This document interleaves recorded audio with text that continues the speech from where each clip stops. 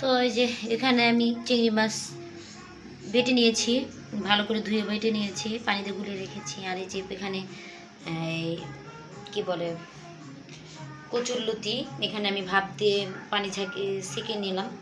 এখন আমি রান্নার প্রসেসিংয়ে যাব। এই যে কড়াইটা বসিয়ে দিলাম, দেখতে থাকুন।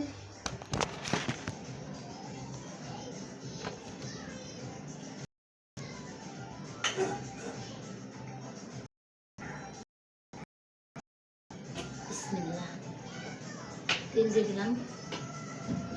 তো এখানে আমি সব কিছুই দিয়ে দিব। রসুনের পরিমাণটি বেশি দেব,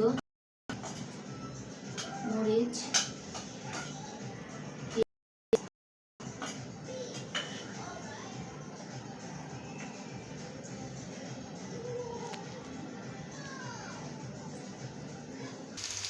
তো এই যে মরিচ পেঁয়াজ ভাজা শেষ।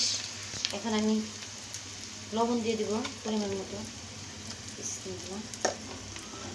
তারপরে যে হালকা মরিচের গুঁড়ো, হালকা মানে পরিমাণ মতো দিলাম যাতে বেশি করে ঝাল না। আর হলুদ এই যে নাড়াচাড়া করবো। তো আমি যে আগে থেকে যে গুলিয়ে রেখেছিলাম এটুকু আমি এখন ঢেলে দেব।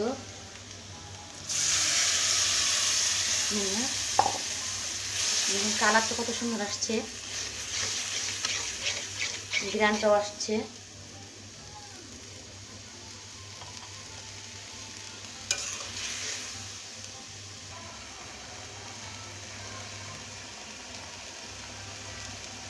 তো এই দেখেন গুঁড়ো করে দিয়ে দিব।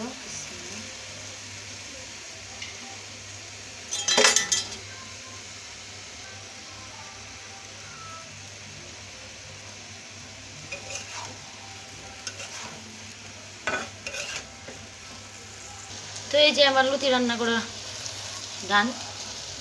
আপনাদের সবাই কেমন লাগলো অবশ্যই লাইক করবেন, শেয়ার করবেন, অবশ্যই সাবস্ক্রাইব করতে ভুলবেন না। আসসালামু আলাইকুম, সবাই ভালো থাকুন।